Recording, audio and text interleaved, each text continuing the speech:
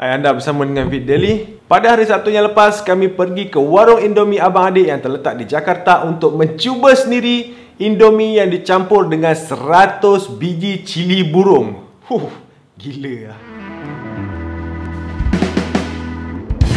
Sekarang saya dan Syafiq dah sampai di warung makan Indomie Abang Adik ni. Dekat sini diorang katakan ada Indomie yang super pedas, yang pedas dalam dunia katanya. Kita orang nak try 100 biji cili yang diorang kata kategori mampus tu. Masuk je kat dalam warung ni dah bau dah ada punya cili tu. Aduh, habislah weh.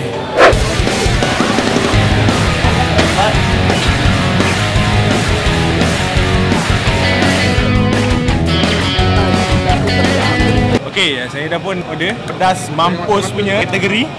Tengok dia punya cili dekat dalam ni. Itu je. Korang tengok berapa banyak cili. Ada 100 biji cili dicampurkan dekat dalam mie ni. Weh, takut dah nak makan. Bismillahirrahmanirrahim. Ya Allah, selamatkanlah aku.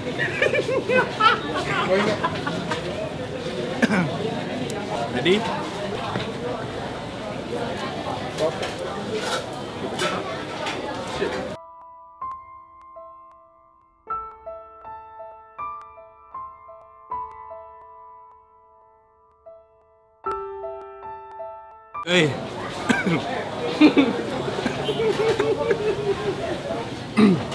seriously, pedas ni dah mula menyengat kat dalam kerongkong.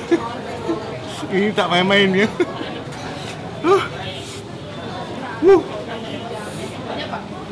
Try one more.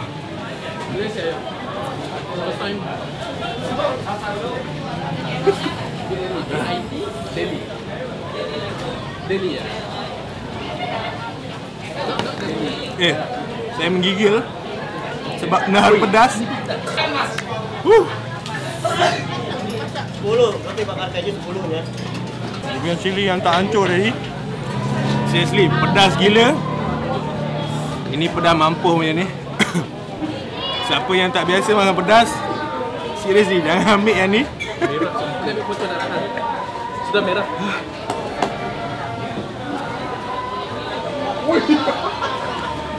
Dia makan.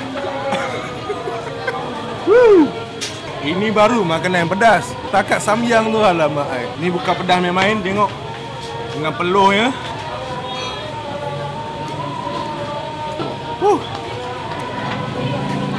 Menggigil loh, pegang.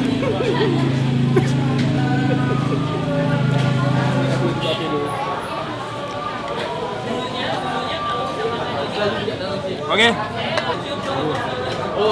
Memang pedas nak mampus. Next time tak akan makan lagi macam ni. Ini pedas gila.